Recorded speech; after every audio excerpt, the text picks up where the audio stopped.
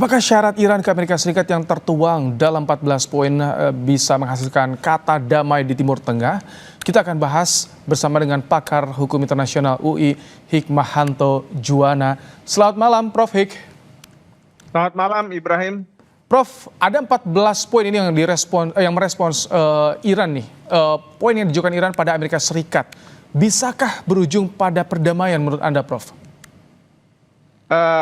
Menurut saya tidak bisa ya, karena Presiden Trump sudah mengatakan bahwa dia menerima proposal yang disampaikan melalui Pakistan, tetapi dia tidak bisa membayangkan bahwa Amerika Serikat atau Presiden Trump itu akan bisa menerima 14 proposal itu.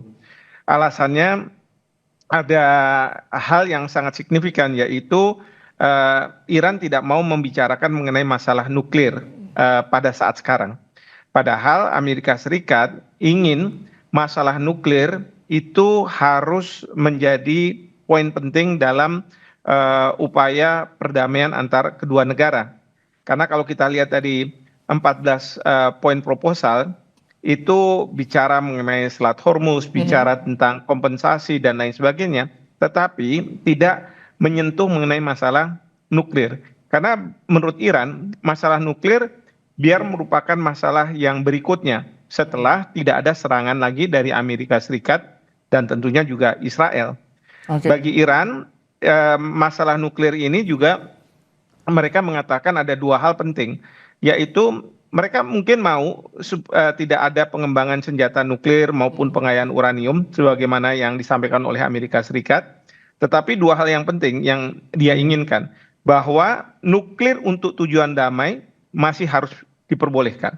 Dan ya, sementara Amerika Serikat mengatakan enggak boleh. Pokoknya apapun yang berkaitan dengan nuklir, mau untuk damai dan lain sebagainya, untuk Iran tidak boleh. Karena kekhawatiran Iran akan sih yang buat Amerika jadi strike banget soal nuklir ini? Jika melihat dari 14 poin, mungkin yang lainnya masih bisa ditolerir, tapi soal nuklir ini betul-betul tegas. Apa yang membuat Amerika tegas sekali soal nuklir ini?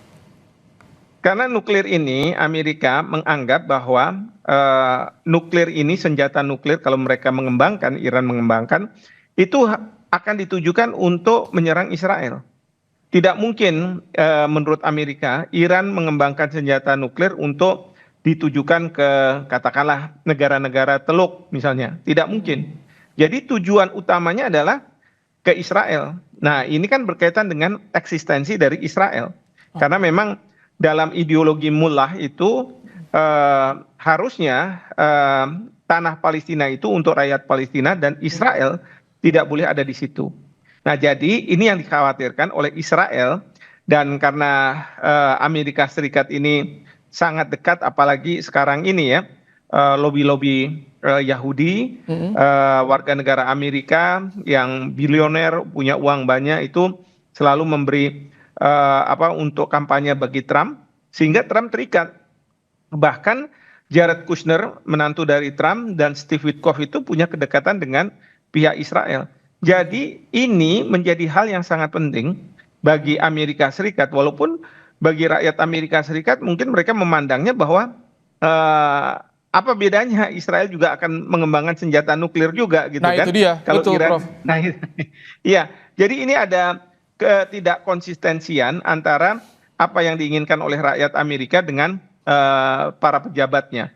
Karena kalau dari rakyat Amerika Serikat, mereka menganggap bahwa masalah nuklir Iran ini bukan sesuatu yang harus dipikirkan oleh Amerika Serikat. Karena menurut mereka sudah ada perjanjian yang sudah dibuat oleh Obama sebelumnya. Kalau begitu bisa nggak sih ada tekanan dari internal Amerika Serikat soal nuklir ini, dari Kongres atau dari Parlemen soal nuklir ini, jika bisa ditindaklanjuti atau dibahasnya nanti setelah sepakat damai?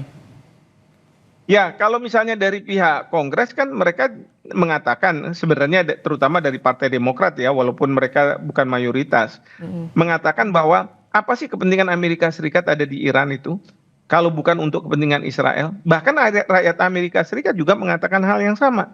Nah, ini yang membuat approval rating dari Presiden Trump itu semakin lama semakin menurun, bahkan sampai titik yang terendah kalau saya tidak salah sampai di angka 30% approval rating dari Presiden Trump. Nah, ini yang menurut rakyat Amerika dan anggota Kongres dari Partai Demokrat yang mengatakan bahwa pertama Amerika tidak memenangkan perang, walaupun tadi kita mendengar bahwa menurut Trump Amerika Serikat sudah memenangkan perang, dia sudah mampu mengeliminasi kekuatan perang dari Iran. Yang kedua, pertanyaannya adalah berapa lama perang ini akan diteruskan dan berapa biaya yang akan dikeluarkan oleh pihak Amerika Serikat. Sementara di dalam negeri itu harga-harga sudah melambung dan kemudian banyak warganya yang terhimpit dengan masalah ekonomi karena melambungnya harga minyak. Jadi seperti itu situasinya. Tapi kalau misalkan melihat dengan ketegangan yang terjadi saat ini di Selat Hormuz, ada Freedom Project juga itu yang saat ini mulai mencuat. Apakah ini sinyal perang akan terus berkepanjangan? Ya, memang Freedom Operation ini sudah menurut Trump adalah mengawal kapal-kapal yang mau keluar dari Selat Hormuz, dari serangan Iran. Dan ini sudah ada exchange of fire ya, sudah ada serangan dari baik Amerika ke kapal-kapal yang katakanlah dimiliki oleh Angkatan Laut Iran, dan juga sudah ada serangan-serangan rudal ke Amerika Serikat gitu ya, kapal-kapal Amerika Serikat, walaupun Amerika Serikat membantah bahwa kapal-kapalnya terkena dengan rudal-rudal tersebut. Tetapi Pete Hegseth mengatakan bahwa meskipun ada serangan-serangan antar kedua belah pihak, tetapi ceasefire masih tetap ada. Jadi ceasefire is not over. Katanya gencatan senjata tidak serta-merta berakhir.